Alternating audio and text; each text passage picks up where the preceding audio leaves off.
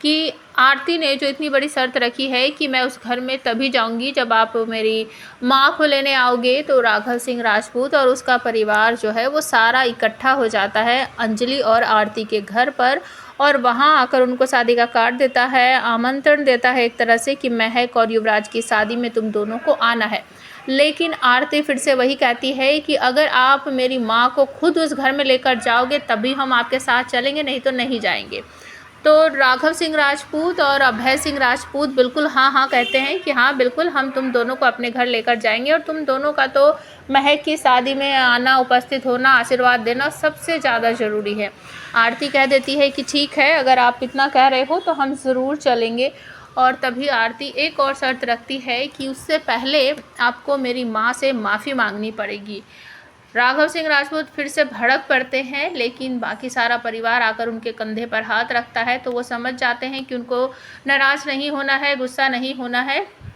तभी वो पलटकर आरती की माँ अंजलि की तरफ मुड़ते हैं और दोनों हाथ जोड़कर, अंजलि मुझे माफ़ कर दो, आरती मुझे माफ़ कर दो, मुझसे बहुत बड़ी गलती हो गई, मैं समझ चुका हूँ कि जो कुछ मैंने आज तक किया था वो सब गलत है, और तुम मेरे बेटे अमन की पत्नी हो, मैं मानता हूँ, और मैं तुम्हें अपने घर आमंत्रित करने आया हूँ। महक की शादी में तुम्हें चलना है, और तुम्हें तो पता ही है महक तुमसे और अमन से कितना प्यार करती है, और तुम्हें उसे आशीर्वाद देना है, तो मैं तुम्हें खुद लेने आया हूँ। तो इस तरीके से कहते हैं वो, और उसके बाद कहते हैं कि बारातियों से पहले तुम्हारी आरती करवाऊँगा, मैं तुम्हारा स्वागत करवाऊँगा मैं, इस तरीके से कहते हैं। और अपने दांत वाँच भींच कर बहुत बुरी तरीके से, थोड़ा उग्र से स्वभाव में आकर हाथ जोड़कर कहते हैं, आरती और अंजलि दोनों, तुम दोनों मुझे माफ़ कर दो, मुझसे गलती हो गई। ये सब सुनने के बाद आरती को तो ऐसा लग रहा है कि शायद मेरे दादाजी जो हैं वो पिघल चुके हैं, लेकिन अंजलि अच्छी तरीके से जानती है कि ये सब कुछ एक तरह का ढोंग है।